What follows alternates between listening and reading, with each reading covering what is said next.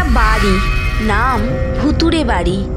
দিনে দুপুরেও পা দিলেই অস্বস্তি, গা ছমছমে পরিবেশ, আশেপাশে ফিসফিস আওয়াজ। কেউ বলে তেনাদের নজর পড়েছে এই বাড়িতে। না, কোনো গল্প নয়, বাস্তব। বীরভূমের কীর্ণাহার, দেশের প্রাক্তন রাষ্ট্রপতি প্রণব মুখোপাধ্যায়ের গ্রাম। এখানেই যুবটিয়ার একটি বাড়িতে দীর্ঘ 20 বছর ধরে ঘটে চলেছে রহস্যময় মৃত্যুর ঘটনা।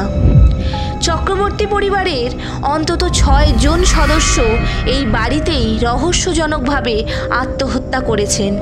শুরুটা 20 বছর আগে পরিবারের গৃহবধূ সুভাষী চক্রবর্তীর অস্বাভাবিক মৃত্যুর মধ্য দিয়ে। তারপর থেকে থামেনি এই মৃত্যু মিছিল।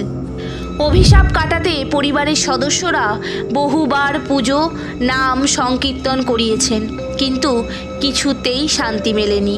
পরিস্থিতি এমনই যে পরিবারের পোষ্য প্রাণীদেরও অস্বাভাবিক মৃত্যু ঘটেছে। আতঙ্ক এতটাই ছড়িয়েছে, শেষ পর্যন্ত পরিবারের সিদ্ধান্ত ভেঙে ফেলতে হবে এই অভিশপ্ত বাড়ি।